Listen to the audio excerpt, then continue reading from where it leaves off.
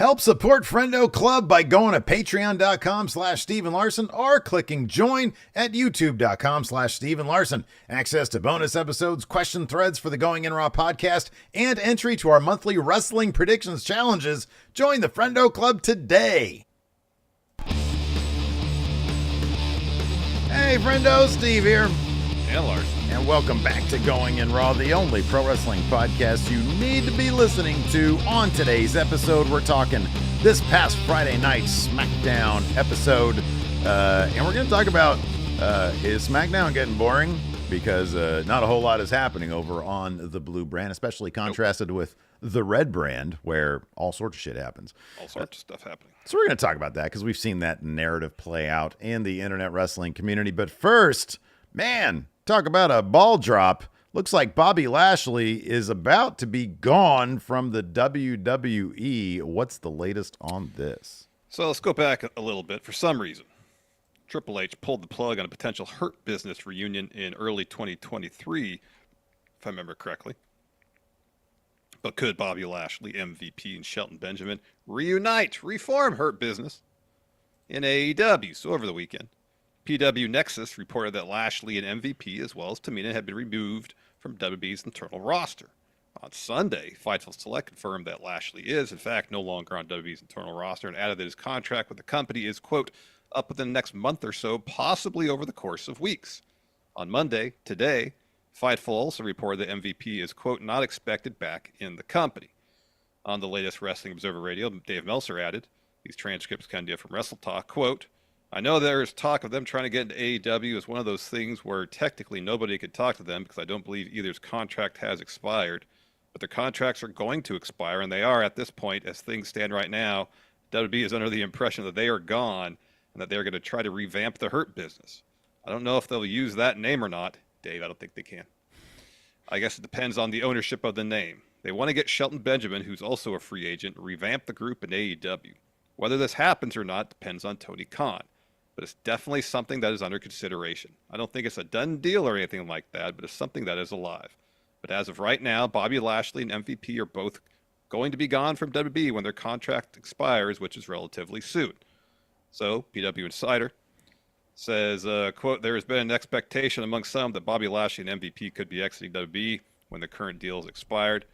They note that MVP's contract is set to expire in mid-August, and there have been, quote, any major discussions as of yet about a new deal. And added there had been some talk of utilizing MVP as a producer or announcer within WWE. As for Lashley, PW Insider reported, we were told that there was a WWE contract offer made, but it wasn't one that immediately made him jump to sign, as one source commented, and that Lashley has strongly considered seeing what he would be worth on the open market.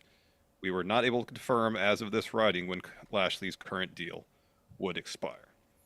So over the last few weeks, MVP has been extremely critical of Triple H and his handling of the Hurt Business on social media. Yeah.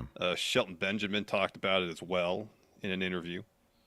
It seems like a massive, massive ball drop to have an opportunity to reform a faction that was kind of universally beloved, but also seeming like they were just kind of hitting their stride when Vince decided to break them up. And you have all the members of the faction wanting to get back together, to try to do it again, to see where it could go. And it was teased beginning of last year, beginning of 2023, and then poof, disappeared. They did try to do a faction with Lashley, Street Profits, but they tried to introduce them as heels, but everybody loves Bobby Lashley. Mm-hmm. He was getting enormous pops. They come out and beat everybody up, yeah. And the fans would cheer because everybody loves Bobby Lashley. They turned him face, but did nothing with him.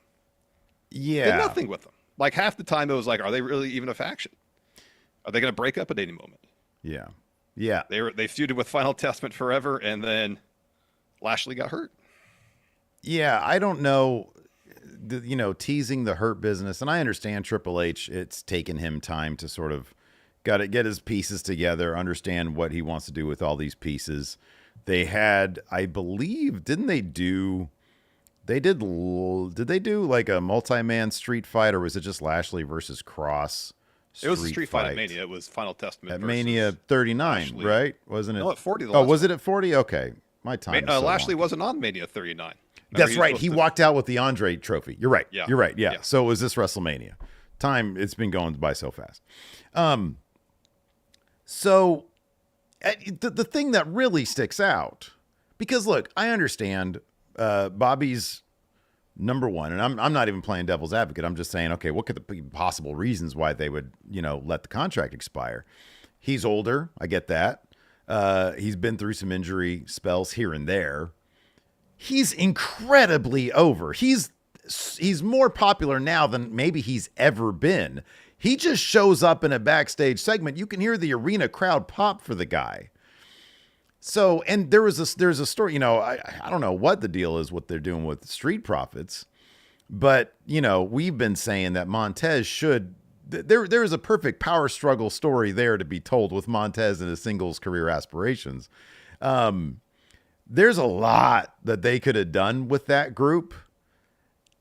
I don't know what the backstage deal was. If there was anything going on back there, if there was, I don't, because we're not there. We don't know, but it's crazy to me. And it absolutely can be considered a ball drop. If you have a guy like Bobby Lashley, who is super over, and they don't seize on that. The whole Pride thing was so half in, half out, seemingly. It really was. Like, even down to the name, because the name was teased, and then like they had a shirt, but I don't even know if that shirt was available on the .com or not. I forget. Yeah, I don't know. So it seemed like a shirt that might have been made by the faction. I don't know.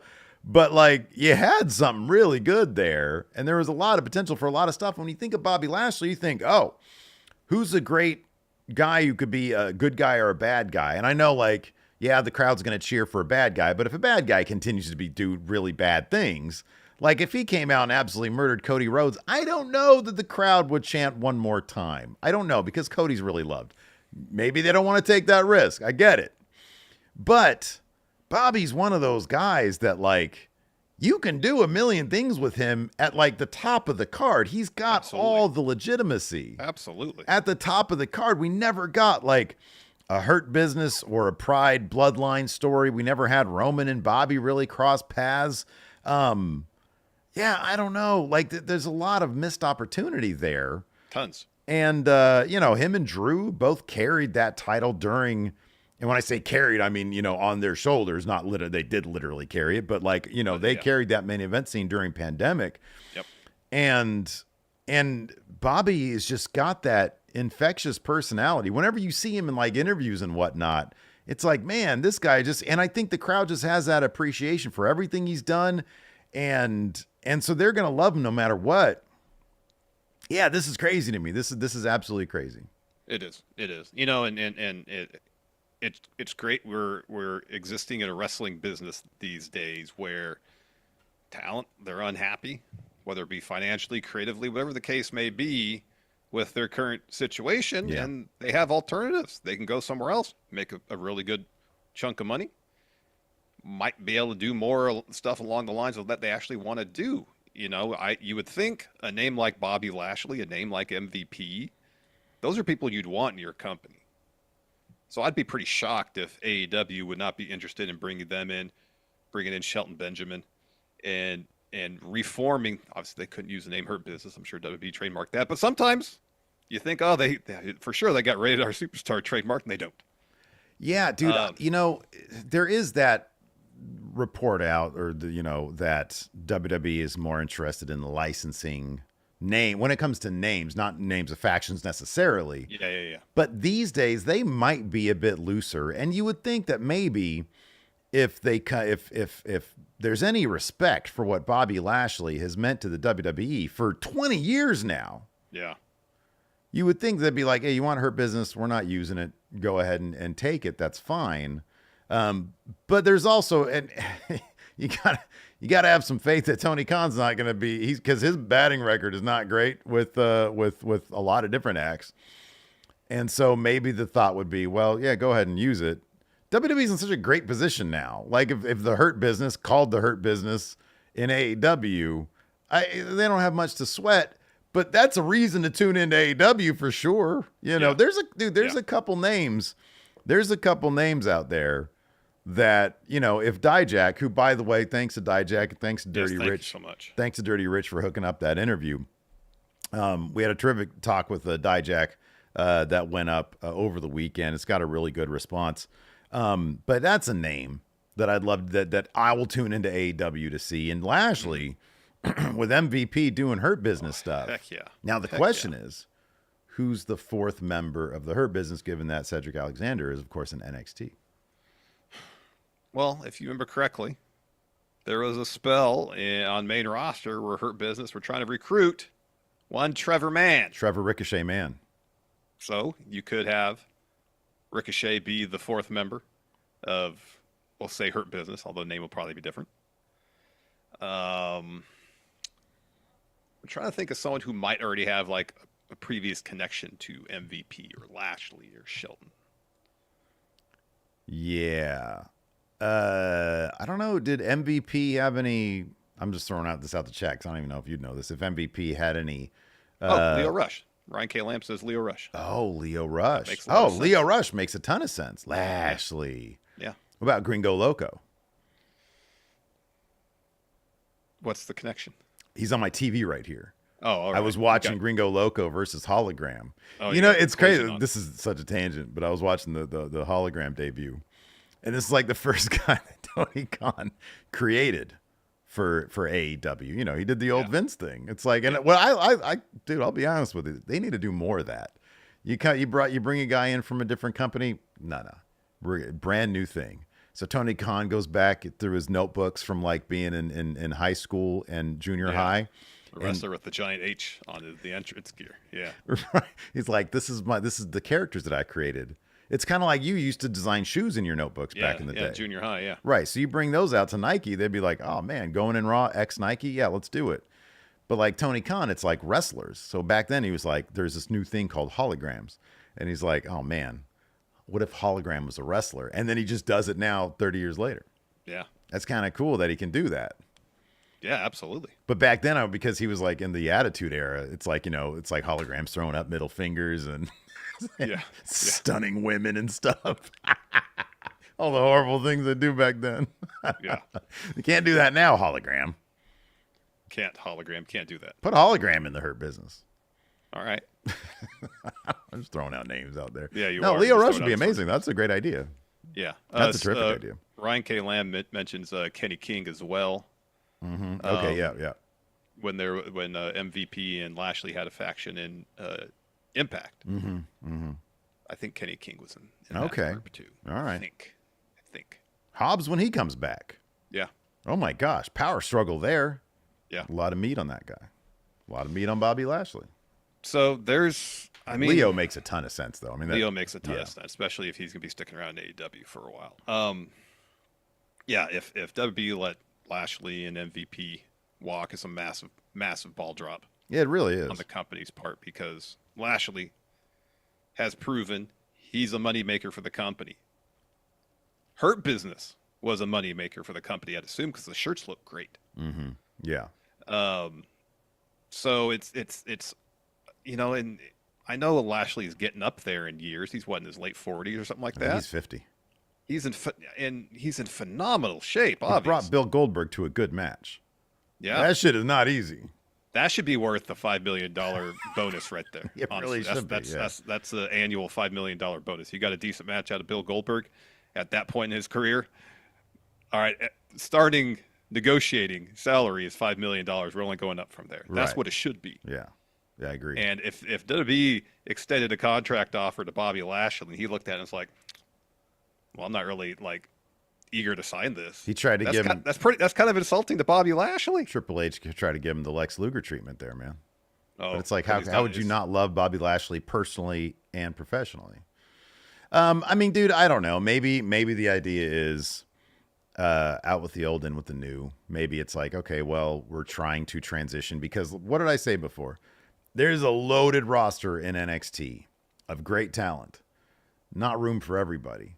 But Lashley's one of those guys. But even no, look, I'm just saying that doesn't even make sense for Lashley because, like, No. they had that thing with him and they teased the thing with him and Carmelo Hayes. Yes. If that.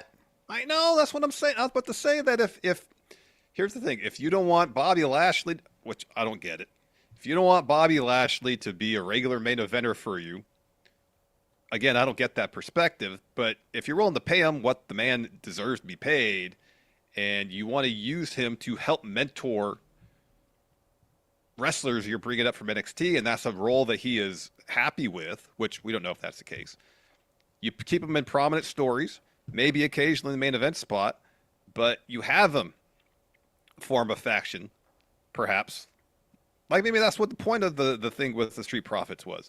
That seemed like storyline what it was. Is like, hey, you guys are pretty good, but with, under my tutelage, you could be great. Yeah, right. Yeah, it was a good story. And it had the ingredients for a good story. They just did nothing with it. Yeah, they really, absolutely nothing. Yeah. But if you do something like that, follow through with it, give it attention, give it time on TV, develop characters, develop some interpersonal dynamics that are interesting. Yeah, we've seen it with, you've seen it like with Judgment Day and Bloodline. Mm-hmm. You see that. And when it's done right, it's really good. Yeah, right.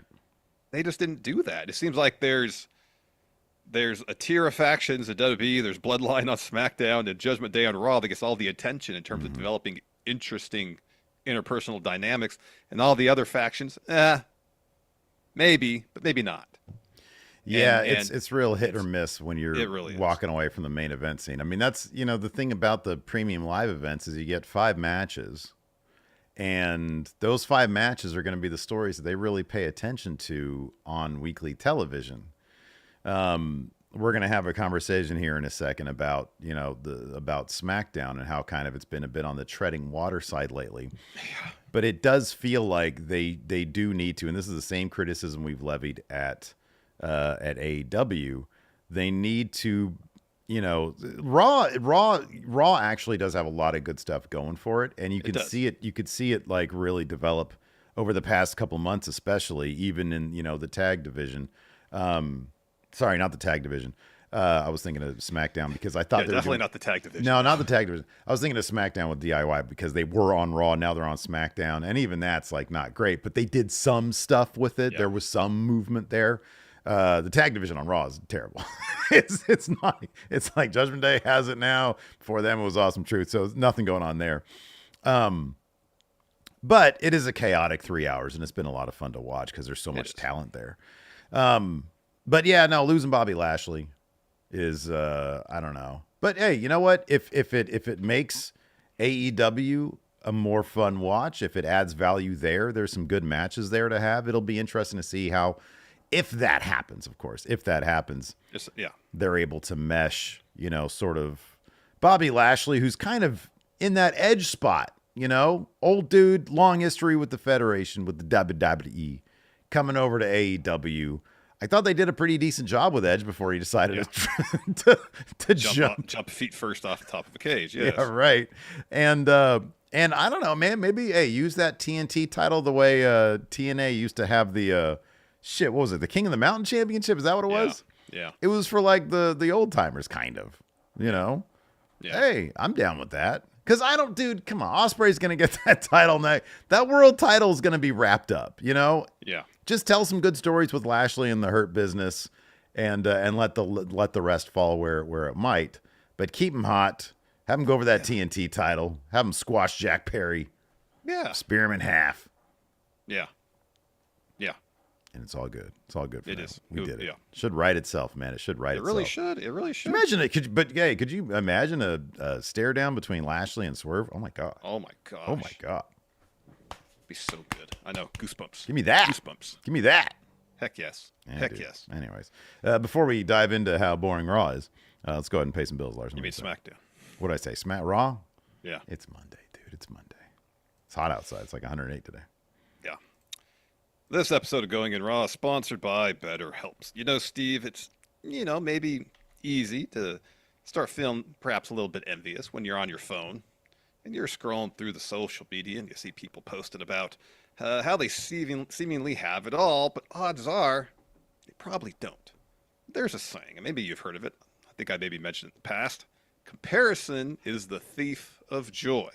Does that sound familiar? Yes. All right, good. And if you're looking to focus on what you want rather than what other people have, therapy can help. And if you're looking to start therapy, give BetterHelp a try. Yeah, BetterHelp is completely online and designed to be convenient, flexible, and suited for your schedule. All you got to do to get started is fill out a brief questionnaire to get matched with a licensed therapist, and then you can switch therapists at any time for no additional charge. Therapy helped me get back on track when I was dealing with severe anxiety, about 20 years ago when I was in my mid-20s, and it allowed me to learn the skills I needed to better cope with my anxiety and set me on the path, living a better life and hopefully becoming a better Larson. So stop comparing and start focusing with BetterHelp. Visit BetterHelp.com/raw today to get 10% off your first month. That's BetterHelp, HELP.com/raw.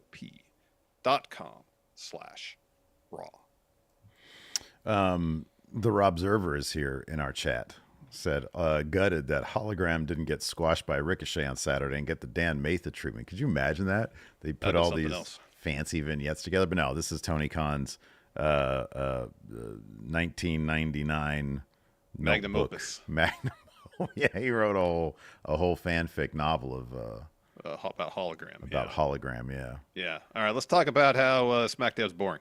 Yeah, SmackDown's kind of boring these days, man. Yeah, it is. The last 2 weeks especially has been kind of go nowhere episodes. I mean, like the feuds are set for SummerSlam, but the one thing Raw's got going for it is, as we were talking about in the previous discussion about interpersonal dynamics, and that's what Raw does really well, and that's where the most interesting stories spring up. A lot of characters interacting with them. A lot of characters interacting and the tensions that arise from those interactions. The SmackDown kind of feels like it's lacking that, and it feels like it's lacking any sort of organic cohesion across the board. Cody's got his feud, and of course Randy Orton and Kevin Owens are always going to be involved in that with the Bloodline because they have been for a while. But that exists seemingly on a different plane of existence than anything else on the show, and that's kind of the same for each individual feud that's going on right now. There's not a lot of crossover between feuds in terms of people feuding with this person, but also kind of this person looking ahead to potentially setting up a feud down the line. It just feels like that's kind of lacking from SmackDown in comparison to Raw. Because of that, there's just not the richness of character or depth of story going on. It's like, I want title, can't have title, Yeah, I think what stands out the most is that you've had 2 weeks at least of copy-paste Bloodline stuff that's sort of headlining the show. Last week, they took out Orton. This week, they take out Kevin Owens. I get it.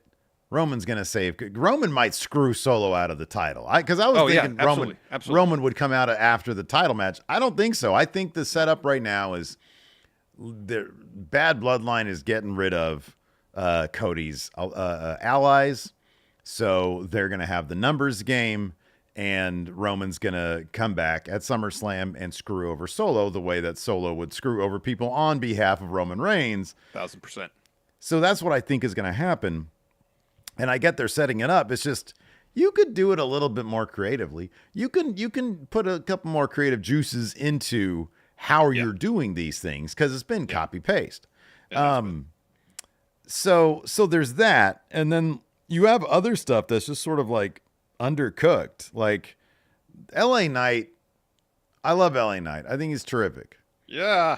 He's still really popular, but he's not the guy to come out there and drop like a 12-minute promo segment with a Logan Paul. Because LA Knight comes out there and look, doing that shit's probably incredibly challenging. Oh yeah. Trying to remember what you're supposed to say,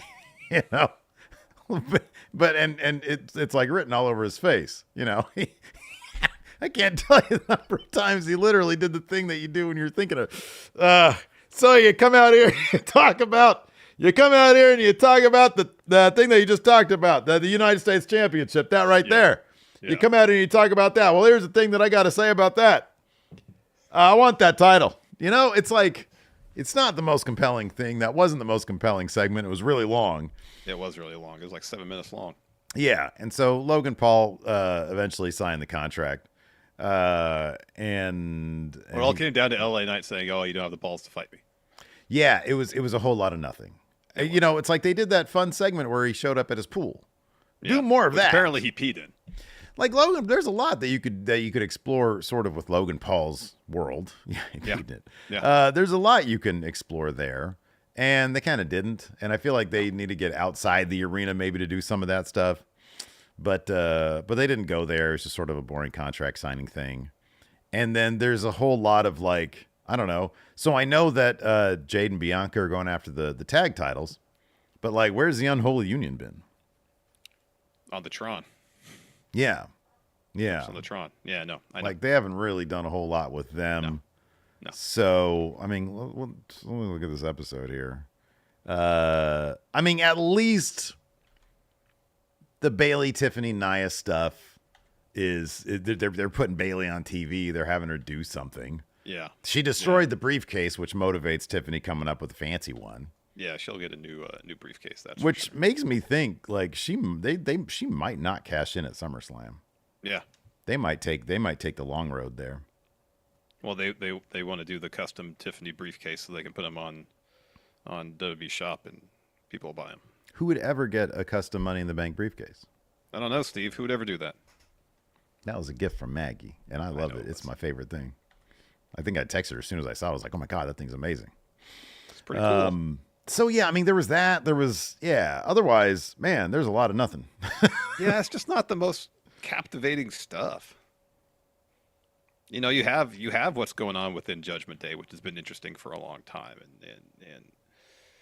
And the Drew and Punk feud has been really good. Now you throw Seth in there, even as guest referee. You know, that's an extra dynamic. Yeah. You know, and then you got Priest, the story him trying to win title matches on his own and outside forces seemingly get involved. And so he can't, going up against Gunther. There's just a lot more interesting stuff going on Raw storyline-wise than there is on SmackDown. Yeah, no.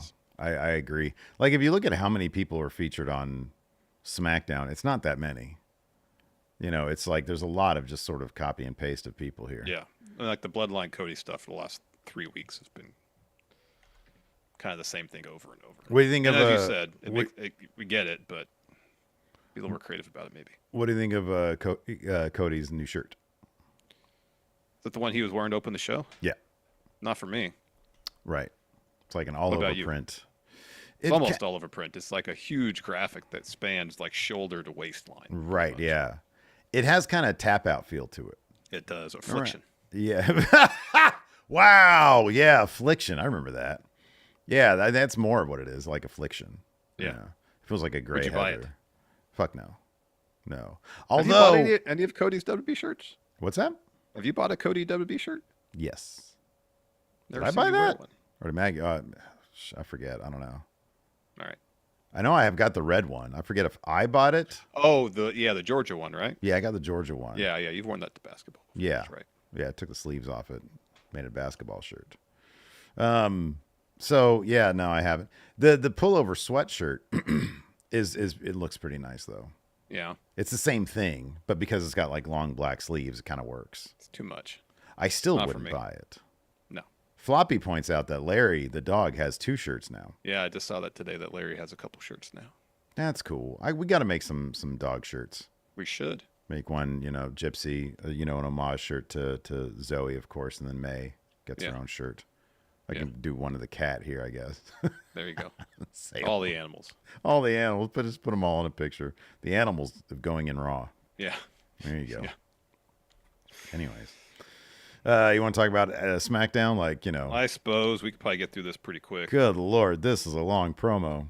Yeah, so Cody comes to the ring, has a promo. Terrence Crawford, a boxer from Omaha, that's where SmackDown was on Friday, sitting ringside. So Cody comes to the ring and talks about Randy Orton, talks about what Randy Orton means to him. Randy is his family, his mentor, a friend. And he talks about the guilt of being forced to watch Randy get obliterated by the Bloodline. And then he talks about Solo.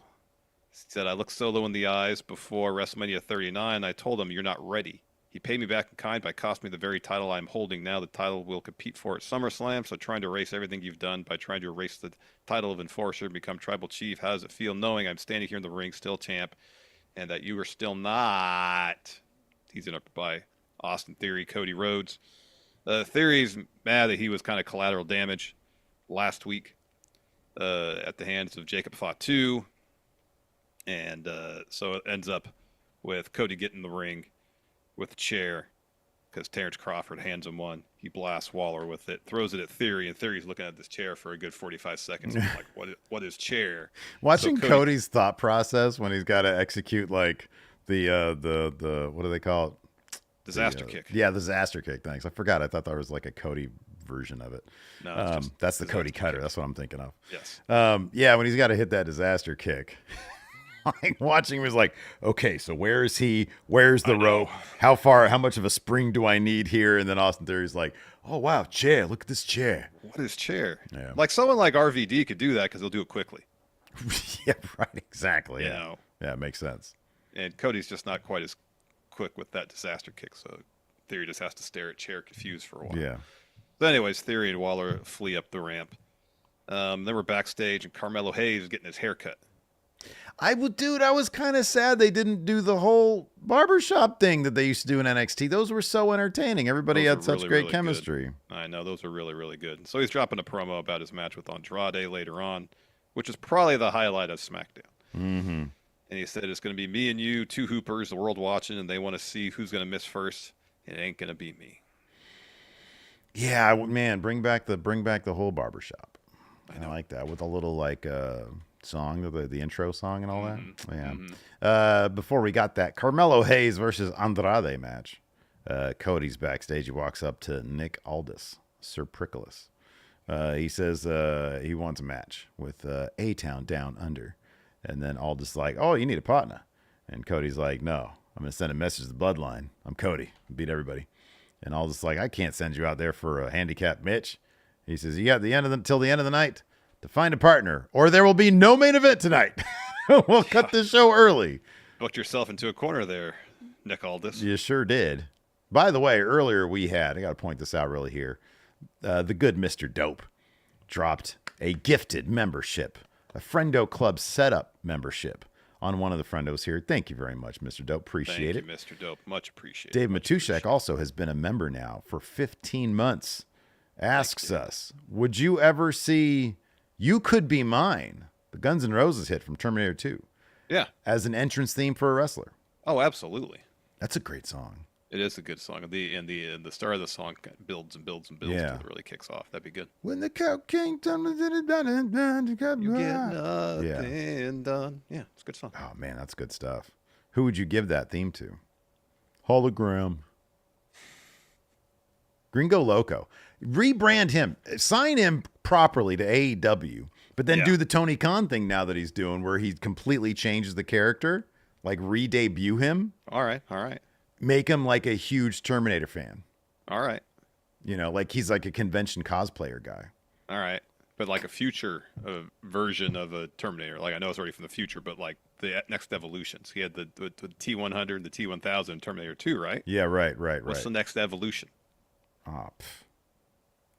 T-10,000? T-10,000. Yeah, exactly. Or do this, because I'm looking at, he's on my, it's paused right now on my screen. Because I watched the majority of that match. He's kind of got Beefy Dubs vibe to him. All right. Remember for people who don't know, we used to do a 2K series called We Book Raw. We did. And Bray Wyatt's character was Beefy Dubs. I think he was like a drug dealer. He was. He was like a big Raiders fan. Because all the drug dealers are Raiders fans. Or at least that's remember everybody used to wear Raiders when they thought they were tough, they'd wear Raiders stuff. Yeah. So he had like a Raiders hat, like a jersey open. I think it was a baseball jersey like they had in the early 90s. They had the Raiders logo. It had the stripes. Yeah. But then when it's wintertime, he could wear the starter. It's the parka jacket. Parka jacket. Yeah. Dude, Beefy Dubs. I mean, Gringo Loco looks like he could be Beefy Dubs. Telling you. That's not bad. Telling you. You Could Be Mine as the entrance theme. Yeah, and they're like, oh, how does this relate to your characters? Like, oh, I love this song. It's a great song. It's my character's favorite song. Great track. That one is my entrance. I've had it on many mixed CDs. Yeah. Anyways, after that we had Carmelo Hayes versus Andrade El Idolo.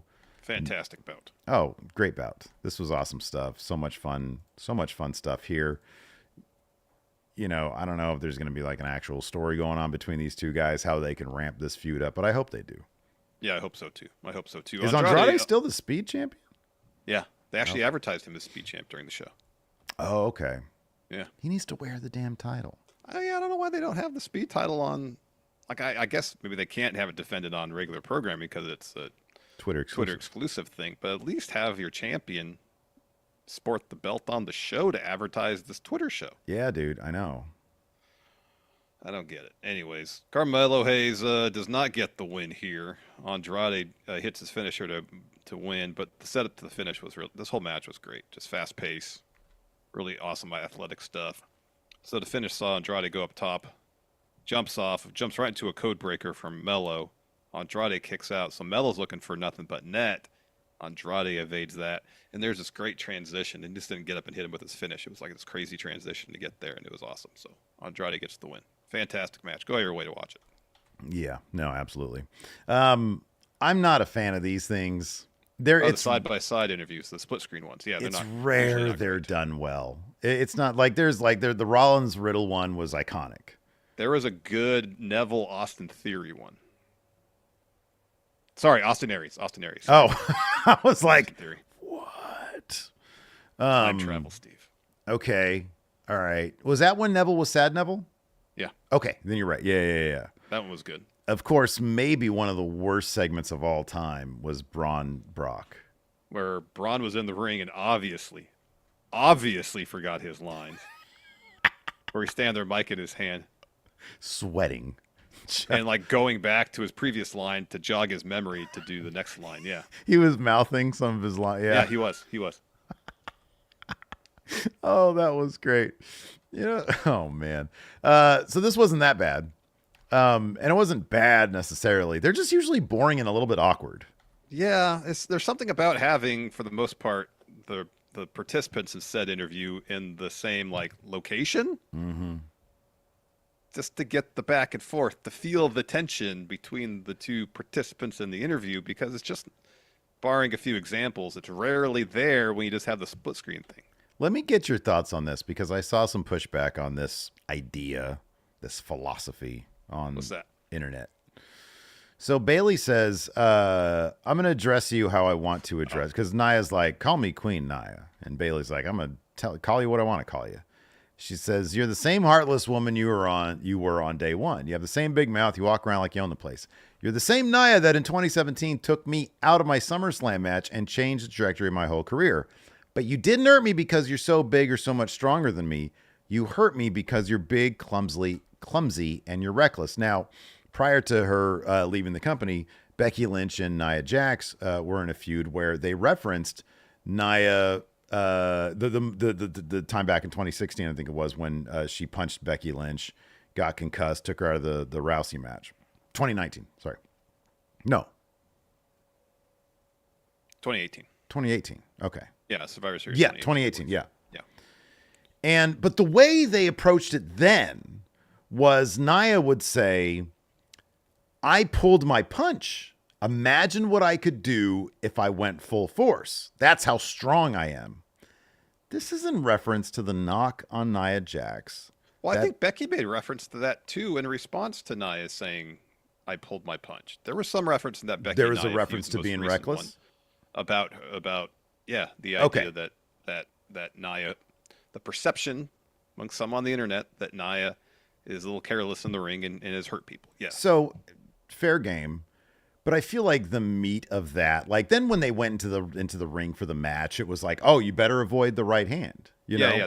That's how Becky got busted open. That match was from a punch. Right. Yeah. And so I feel like they played that well. Although you're probably right. They probably made mention of it.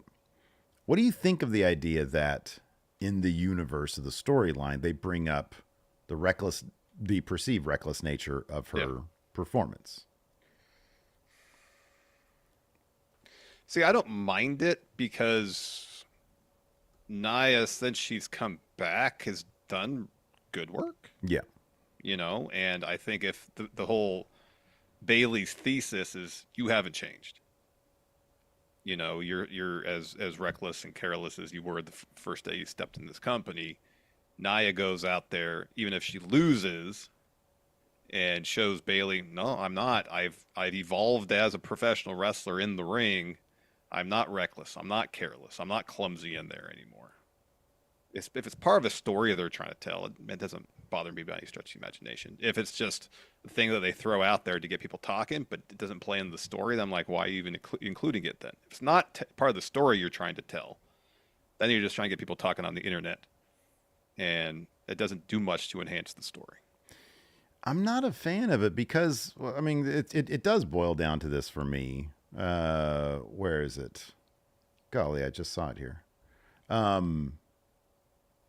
The idea that this is supposed to be fighting. Yeah. It's like, it's how I didn't like the Ridge stuff with Ilya.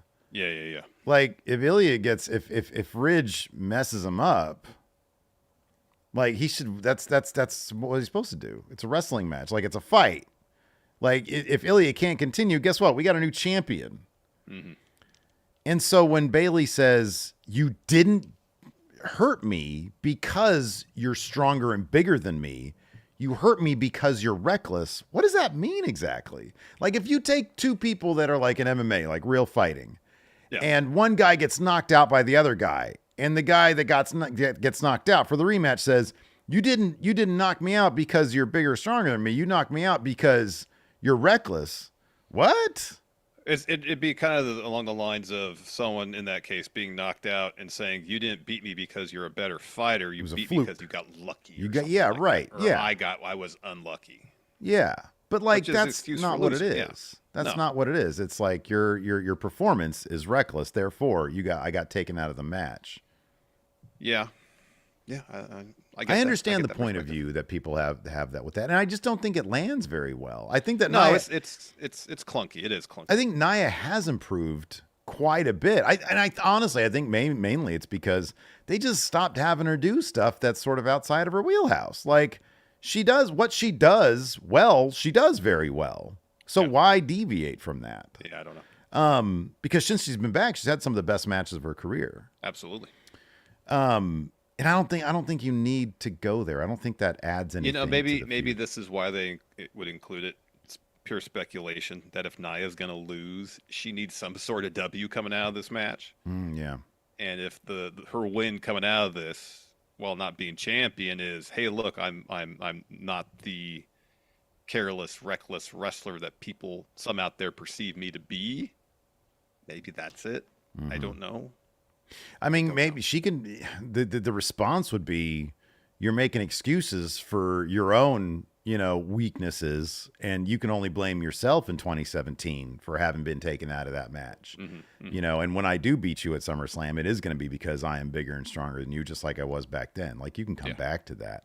Yeah, you're just looking for excuses as to why you lost. Exactly. I don't know if they're going to take that route or not, but yeah, I feel like she's been doing too much good work to reference that stuff from her past. It's like, no, she won Queen of the Ring. Like, she is a dominant force.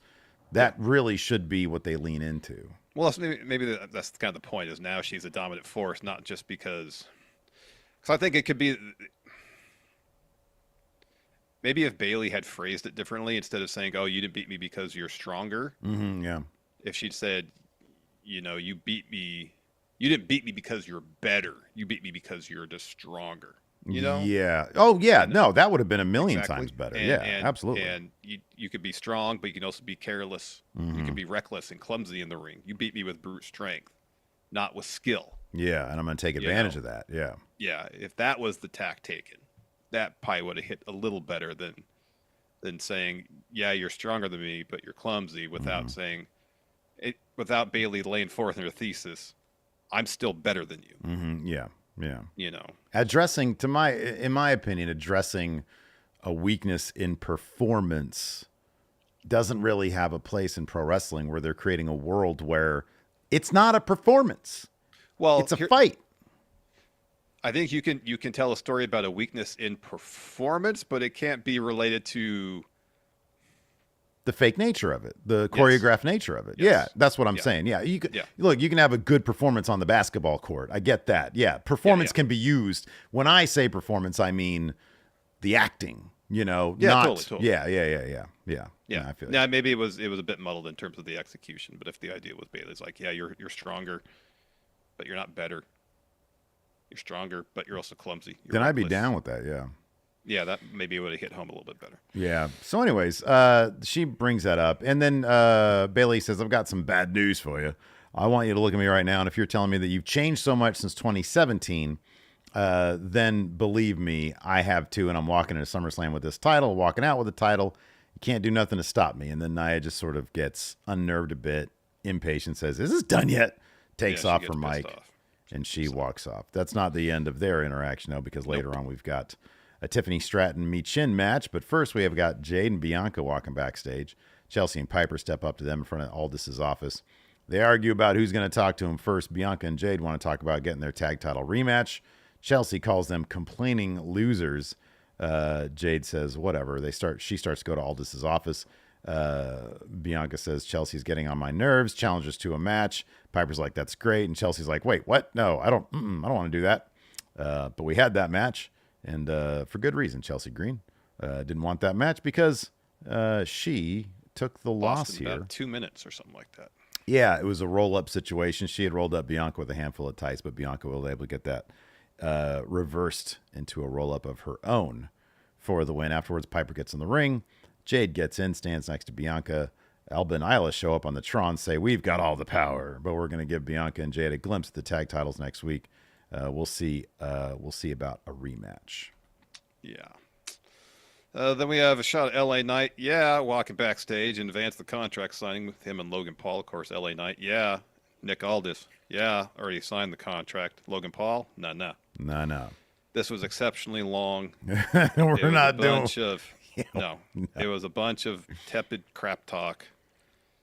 Logan Paul called LA Knight by his shoot first name.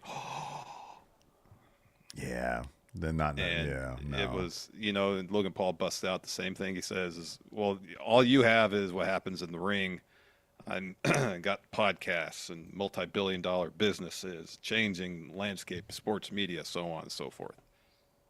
And I don't know. It's just you could be doing a lot more. Mm-hmm. It just feels kind of middle of the road and tepid. Dude, and even LA Knight mocked Logan Paul's crap talks. Oh, I've never heard that before. Yeah. I just don't know that this is a feud that is going to have chemistry. They're so different in very different ways. Like, Logan Paul has adapted to wrestling terribly quickly, like super fast. Mm-hmm. And I appreciate that. And I appreciate that he is, I don't know, kind of a template for what wrestlers ultimately might want to look into being, like doing so much more outside, because there are so many options, especially if WWE is going to sort of lighten up on, clamping down on everything they do. Mm-hmm. The idea that you can be so much more outside the ring and still, keep I know Logan Paul does not keep the WWE schedule. He's defended that title like twice in 200 days or something like that. But the idea that there are a lot more options on the outside world, outside of WWE, and you can do both at the same time. And LA Knight does feel like such a throwback, and that's his appeal. He feels like a throwback. What did he make, like an Edward Ardmore, like a Cronkite reference or something like that, like a Walter Cronkite reference on SmackDown? He said that to somebody. He was backstage after this one to Santos Escobar. Yeah. I don't know. He's like, "Oh, you're breaking news to me, Cronkite," something like that. I'm like, "Yeah, he's just a throwback. He's like a 1990s guy." Well, I mean, making Cronkite references, throw back to the 70s. Throw back a lot further back than that, right? Yeah. So yeah, I don't know. It's just the feud doesn't work. Like if it was more doing stuff like LA Knight shows up at the pool, that works. He's trolling the guy. Peeing in it. He said he used it as a toilet. He, at the very least, peed in it. At the very least, he peed. It's like, oh look, there's a Hershey bar in there. But like, it's just that them talking. It just doesn't really work. What are the odds? It feels like they're just trying to get away with building the feud using their ability to talk and their charisma, but nothing more. There needs to be more, though. And it's not like, and it's not like adding up to the sum of the parts, because I think they could both be pretty strong. Yeah. But it just doesn't work. They're just not on the same page. And I don't think it's through any fault of their own. It's just creative hasn't really offered up other ideas for how they can advance this thing. It's like, go out there and talk. Well, they're both good talkers, but like for some reason, it just doesn't work. No, it hasn't been working. Really. What do you like? Do you like LA Knight's odds at SummerSlam? No. Really? No, he'll win it next pay-per-view, but not at SummerSlam. Wow. At Berlin? Sure. Okay. Or next pay-per-view that Logan wrestles. Okay. Yeah. Oh, wow. Okay. Yeah, I don't know. I'll just see the go home. Yeah. Like, because here the segment ended with Paul leaving the ring and then getting back in, trying to attack LA Knight. Looks for the right hand. Knight misses it. Looks for a BFT, and Paul escapes. So. Yeah. And that was it. Yeah. That just sort of, petered out. Kind Yeah. of. After that, we had a Tiffany Stratton video package. Talks about being Miss Money in the Bank. LA Knight's backstage. Santos comes up, congratulates him getting a U.S. title match. He's like, where is this going? And Santos is like, I was in the Money in the Bank qualifier. I didn't get pinned. Everyone knows I would have won instead. And Knight's like, yeah, I got free time before SummerSlam. If you want to get a hold of me, your mom has my number. Which is the most 1990s joke. It really is. And then Santos says, yeah, get in the ring with me before a title match. Bad idea, hombre. So they're going to have a match. Yep. Then we had Tiffany Stratton taking on Mia Yim. This is a solid bout. Mia Yim taking that Alabama slam on the floor. Ouch. Oh, Tiffany did not. Sometimes you can just sort of do the thing. From my perspective, watching as a fan, I don't know. I'm not a wrestler. But sometimes I feel like there's a way to do an Alabama slam where you just sort of do this and then they just fall. Or you can just do the entire thing and then what we saw happen. Flash effect, yeah. Oh, my gosh. Yeah, that was rough. Mia Yim is like the glue for like two women's divisions. She's doing such good work right now. She really is. She really is. So down towards the finish, Stratton puts Mia Yim on the top rope. Mia fights her off, hits a missile drop kick, and Tiffany tumbles out of the ring. So Mia's looking for a suicide dive, but Nia, who's there ringside to join Tiffany, trips her up. So Tiffany hits a forearm on Mia, follows with the rolling senton, goes up for the moonsault, but then Bayley comes to ringside to distract her. Nia goes after Bayley. Bayley sends her in the timekeeper area, then blasts her, gets the Money in the Bank briefcase, and blasts her with it. And then Bayley starts stomping on the briefcase, opens it, and puts it flat. Opens it up all the way and puts it flat, and starts stomping on it some more. Trying to break the hinges on it. So then Tiffany leans in through the rope. You're like, what are you doing? Stop messing with the briefcase. That allows Mia to roll up Tiffany to get the win. Yeah. I was glad to see Mia Yim get the win. Same. Here. Yeah, Same. That was cool. Man, she'd make a killer first U.S. Women's Champion. She would. Boy, that'd be really good. Would. That'd be good. Yep. Her or Naomi. Could you imagine Naomi, like, she immediately debuts, like, an LED U.S. that'd be so title. Cool. Oh, wow. That'd be so cool. That'd be cool. After that, we had one of those filmed Bloodline promos. Put your ones up for Tongaloa Loblo. Hi, Steve. Hi-er. Solo says, life is so good when you're a tribal chief on the island of relevancy, but it's also busy. I never have a moment to myself. So much paperwork. But when I do, you know what I love the most? A good mystery. I'm not talking about the mystery of who's going to be Cody's tag partner. I'm talking about things like Murder, She Wrote, Matlock. No, I'm talking the mystery of who's going to step up and disrespect the tribal chief by teaming with Cody tonight. Have you seen what we did to Randy Orton last week? If you're on Cody's side, that means you're against me, my family, the bloodline. You're against the tribal chief. So tonight better be a handicap match or someone's going to pay the price because I'm the tribal chief, and you will acknowledge me. Acknowledge him, Steve. One up. What's your favorite mystery, Larson? Oh, wow. Yeah. That's a tough one. Mm-hmm. A lot of good mysteries out there. A lot of good mysteries. Who was Jack the Ripper? Yeah. Solid mystery right there. Yeah. Who shot JFK, of course. Yeah, that's a good one. That's a good one. Do Why did they aliens not exist? give us, what's that? Do aliens exist? Right. Mysteries of the universe, Mysteries of the universe. What came before the Big Bang? That's a mystery. That is a massive mystery. We don't know. A bigger mystery? Why did they not put the red bun on our angry red bun Whopper? That's a mystery that we'll never get to the bottom of, though. It's for the ages. Yeah. It is. It is. So we got a shot of Cody walking backstage. Not a huge surprise. Kevin Owens steps up, says, you ready? and then they go to gorilla position out for their entrance. Kevin Owens is Cody's tag partner, not a massive surprise. No, not a That massive match was surprise next. at all. Yeah. Owens and Rhodes taking on A-Town Down Under. Cody hits Theory with Crossroads to get the win. There's more of that stuff where Waller pushes Theory in the way of some move. Cody Cutter. Cody Cutter, yeah. And then Owens hits Waller with Stunner. Cody hits Theory with Crossroads to get the win. And before Alicia Taylor, ring announcer, could announce Cody and KO as winners, Solo and Tama Tonga Loa come to ringside, and they attack, go after Cody and Kevin Owens. There's a brawl that breaks out. Of course, Jacob Fatu rushes in and destroys Cody and Kevin Owens. Cody gets held up while Owens eats a bunch of hip attacks from Jacob Fatu.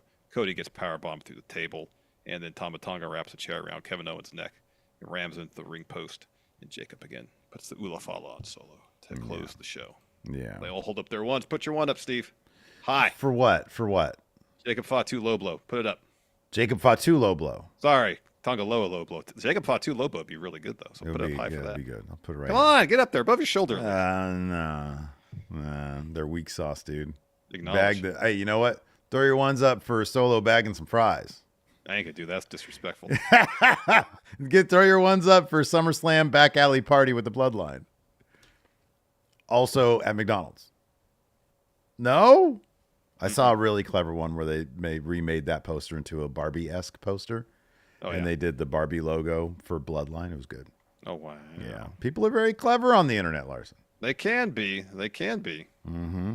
Sometimes. It happens sometimes. Sometimes. Anyways, before we get to questions, Steve. Yeah. We're in the midst of our G1 prediction challenge. Oh, exciting.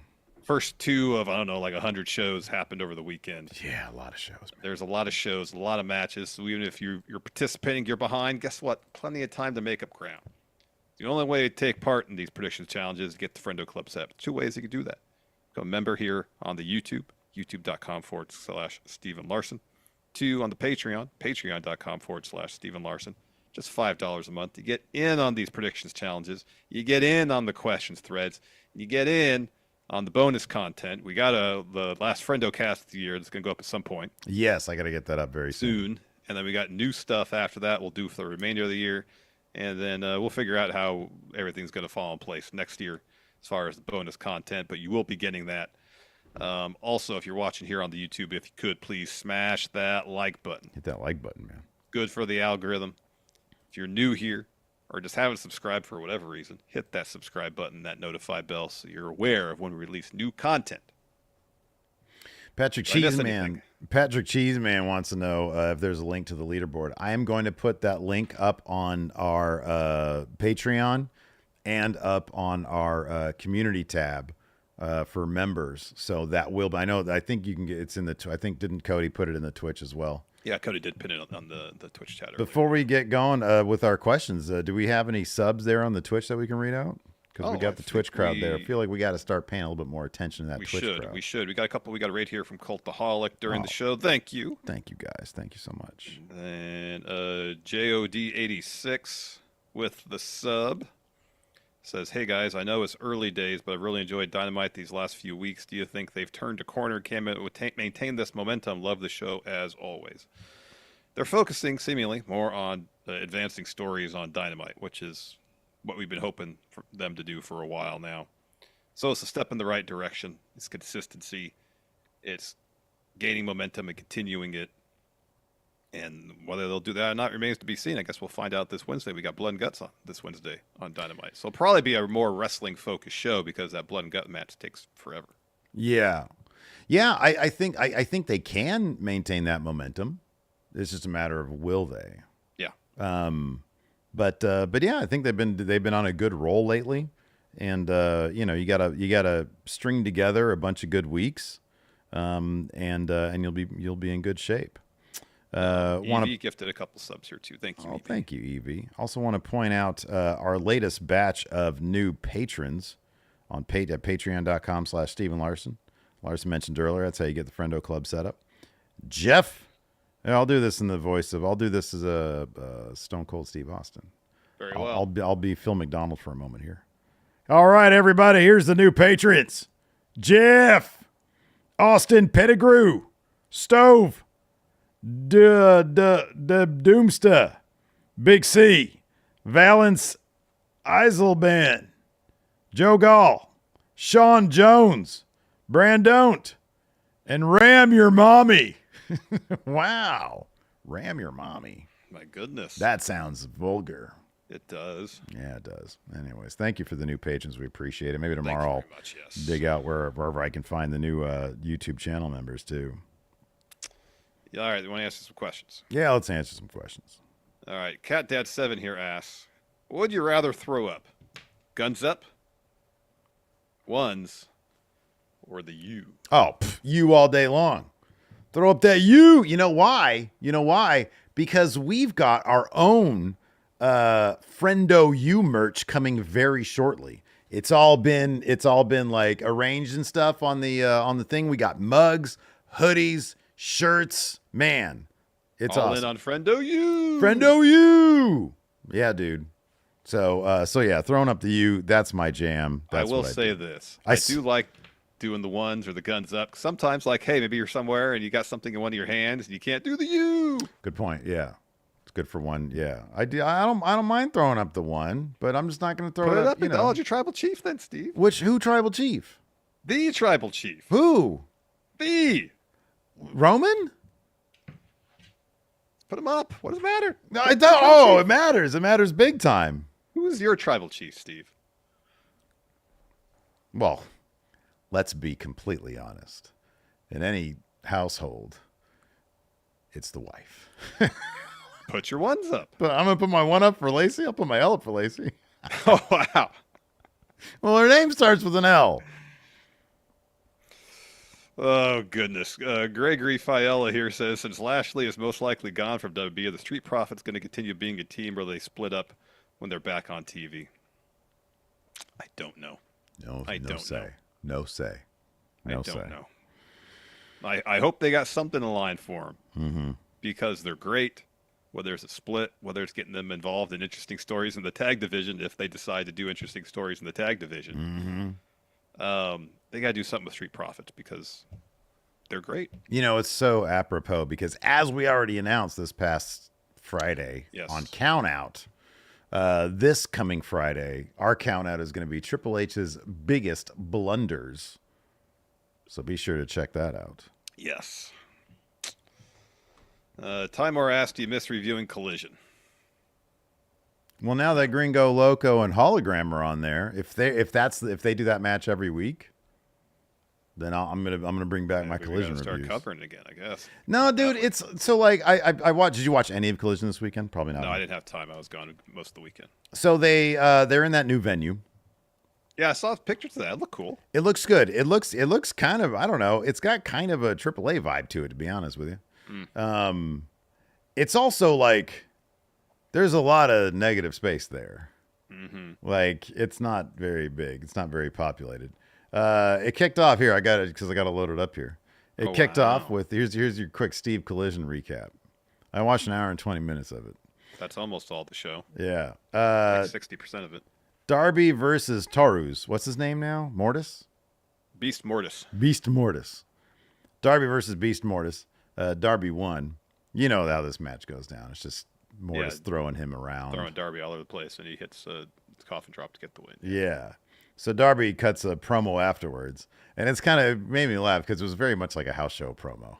This whole thing has house show vibe to it, to be honest with you. Collision is, it's not priority programming.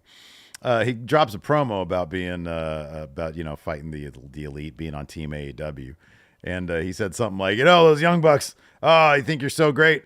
You're responsible for getting me here, so thanks for that. But I'm gonna get you. And I'm like, why did you say that? You don't have to thank them for anything. You're in a feud with them. Yeah, you don't have to do that. Yeah. So that's how Collision kicked off.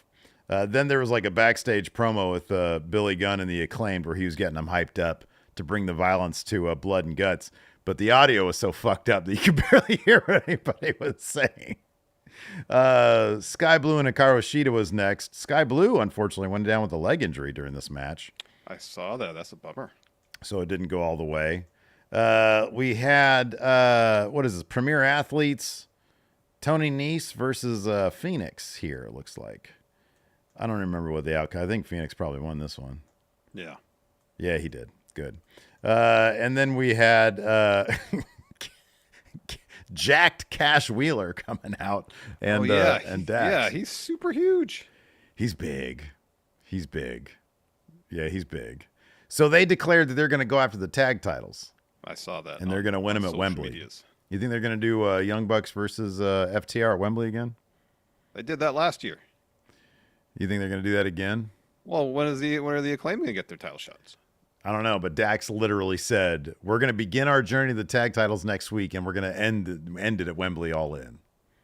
I mean, it wouldn't be the first time someone's number contender for the tag titles and didn't get their title opportunity. So yeah, this is FTR. You think they're gonna do it, right? I don't know. Roderick Strong then took on Ishii. Hard hitting match. That's probably really good. Yeah, this is a really good match. A lot of good chops and stuff. I think who won this one? Did Roderick Strong win this? What is that? Maybe. Well, I'm trying to honestly, I'm trying to remember. Oh yeah, he won this, and the Kingdom attacked Ishii. Oh, that makes sense. Kingdom. Yeah, and then some of the conglomeration guys came out to help. That's the thing still. That's a thing. Yeah, that's a thing still. Then we had the debut of Hologram. Yeah. Versus Gringo Loco. I guess Hologram got the win there. If this is Tony Khan's creation, shouldn't he book him to the moon? You'd think so. Like, if I made something, if I had it in my notebook back in like the 90s, and you're finally going to do it. Champion for day one. Right, exactly, yeah. Absolutely. The segment with the Von Erichs, backstage with the Von Erichs and Dustin Rhodes, so they got something coming up. Thunder Rosa had a match, so this is now beyond where I was. Gotcha. Thunder Rosa fought Deonna Purrazzo, really, on this rando episode of Collision? They've had a lot of matches. Yeah, but like this should really be a feud that goes to like a pay-per-view. Or at least Dynamite. Who won this one? Oh, wow. Did Deonna Purrazzo win this? Oh, wow. I think Deonna won this one. And then the main event was, of course, oh, yeah, that's right. The Patriarchy beat Bang Bang Gang. Throw your guns up. No longer the Trios champions. It's a bummer. It's a bummer. So there's your Collision recap. There we go. Payday here says build a 6-match pay-per-view card of wrestlers you've seen live. So instead of a whole pay-per-view card, let's book one match with 6 participants of wrestlers you've seen live each. Book what? One match with 6 participants in it, 6-pack challenge. But just a single match rather than do a 6-match card of a minimum of 12 participants. I'm saying one match, 6 participants. Oh, I think we could book a pretty quick card. All right. Okay, what's the biggest match we can book? Of wrestlers we've seen? Roman Reigns versus Stone Cold Steve Austin. All right. That's huge. That's pretty huge. That's huge. Seth Rollins versus Kazuchika Okada. Yeah, we could do that. Kenny Omega versus Randy Orton. Okay. Wait, you say Kenny versus Orton? Sure, why not? Why don't we do Orton versus Okada and then Seth versus Kenny? Okay, that works too. Who is Gunther wrestling? Gunther is wrestling Dan Severn. Wow. Have we seen Severn live? We saw him at Raw? I think so. Probably, right? I've seen Ken Shamrock live. We've seen Dan Severn at a convention. He was at Starcast when we were there. That's true. That works. True. Yeah. Okay, that's good. That's 4 matches. That's 4 matches. We got some women's matches in here, dude. We do. Asuka versus. I'm trying to think. Like WCW didn't really have, or I don't know, Francine versus Asuka, because ECW came to town once. Yeah, but I don't know if I think Shane was already in WCW by then. Yeah. Oh, yeah, he was. Yeah. Oh, but no, Just Incredible wasn't she in that group? I think so. All right. One more. Boy, we've seen a lot of people. We have. Over the years, too. We have, I know. That was at WrestleMania 21. Give me somebody at WrestleMania 20. Oh, Shawn Michaels. Versus who? Oh, wow. Damn. Have we seen Aramis live? I don't think so. Damn it. I was going to say Shawn Michaels versus Hologram.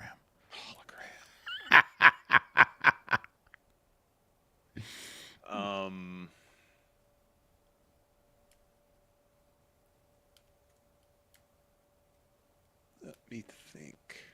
Who are we doing right now? Shawn Michaels versus somebody. John Cena. That match has happened. Is this only matches that have not happened? Maybe not. It's about Shawn Michaels versus AJ Styles. Oh, perfect. That's good. Good we job. Well done. We booked it. Hell of a card. We did it. Creamy beef tips. Wow. Creamy beef tips. Says, with Joe Hendry falling short of Slammiversary, is this a sure sign he's coming to WB? I mean, he says he's got a bunch of time left on his deal. He said that in an interview. Oh, he's coming, baby. He's coming. Talked about that. Oh, Dave Matushek says, with Vince gone, is it going to be possible to see Sid Vicious get inducted in the WWE Hall of Fame? He seems to think he's got a better chance. I saw that headline that he thinks he's got a better chance getting the Hall of Fame now that Vince isn't around. They need to do it. I know. What the hell? Dude, main event of WWE Mania. champion? Come on. Dude pooped his pants in the main event of WrestleMania. Maybe pooped his pants, yeah. 2-time WWE champ at that. Luis here says, do you think AEW would do better if they went to larger wrestling cities, or maybe if it's wrestling cities where the crowds are generally good, like Philly, New York, Chicago? They go to Chicago a ton. They go to big cities a lot. They go to you wrestling can't go cities. exclusively to those cities because then you wear out that market. Yeah, then they won't be hot anymore. Exactly. Oh, man. Jay Smooth says, what changes to Ring of Honor would you guys make to bring it back to relevancy? Get it off that streaming service that nobody watches. You can only watch it if you buy videotapes or DVDs. Wow. They only offer their programming up on VHS tapes? Or DVDs, yeah. What if they did like a mail order tape trade? All right. So like you have to get a tape somehow, some way, like off eBay, and then you send the tape in and you get to choose what you're going to trade for it. There you go. Nemo says, do you think Def Rebel puts the wrestlers' team names beginning of their songs because without it you wouldn't know who's coming to the ring? It's probably one reason. Yeah. They just copy paste some of their themes. Aaron L says the Dijak interview was great, especially when talking about the character aspect. What other active wrestlers would you each most want to interview? He says, why is it Tony D? I'm going to hold on that one. But so I was thinking about this because like the episode did pretty good. Yeah. Did good. Ricky Starks would be one for sure. Ricky Starks. That'd be a good one. Talk to him about films and stuff. Talk about movies. Yeah. Yeah. Yeah. That's Samoa Joe would be a good one. Yeah. Samoa Joe would be a lot of fun. That'd be cool.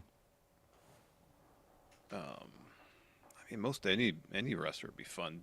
It's interesting to get into the creative process. That's the most interesting thing for me personally to talk about and to listen is regardless of wrestlers, directors, whatever, is the creative process. Why they made the choices they did.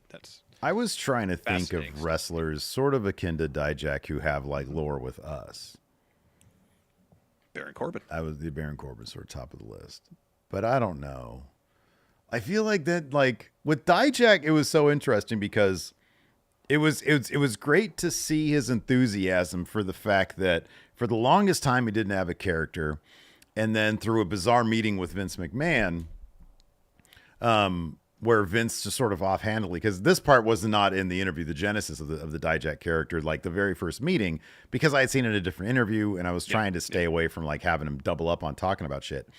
But it was like a meeting with McMahon about character stuff, and McMahon just sort of like offhandedly said something about like the criminal mind is really interesting. Well, because Dijak was saying that he has like 2 degrees in criminal justice or something like that. That's right. And so McMahon was like, yeah, you should do something with that.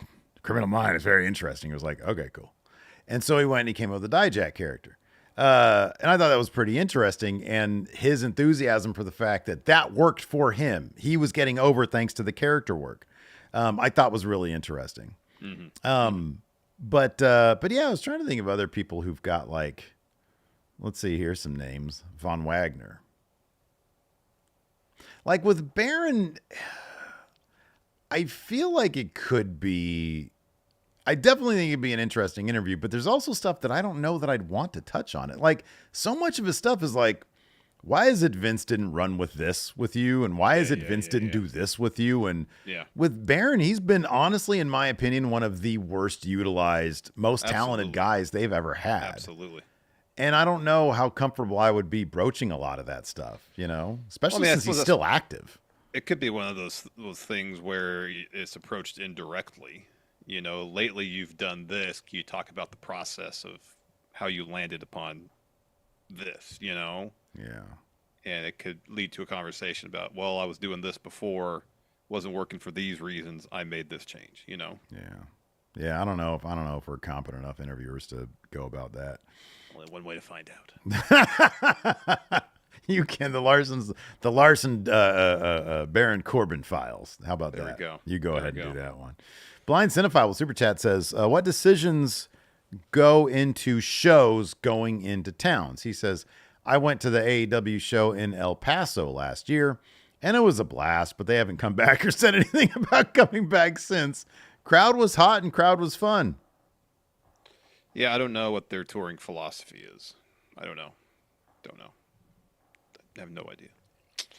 Alex Foster here says, with the rumors of Motor City Machine Guns headed to WWE, do you think they would be able to keep their TNA theme song, Motor City, thanks to the current partnership? Depends who owns the copyright to that song. If it's something that Alex Shelley and Chris Sabin hired someone to do and they own the copyright to it, if WWE's cool using it, they can use it. They're cool licensing it from them. That's up to them. If Sabin and Shelley have no say on the copyright aspect of the song, then they would have to license it. But odds are they'll probably have them to say Motor City, and then Def Rebel will do a theme song. Yeah.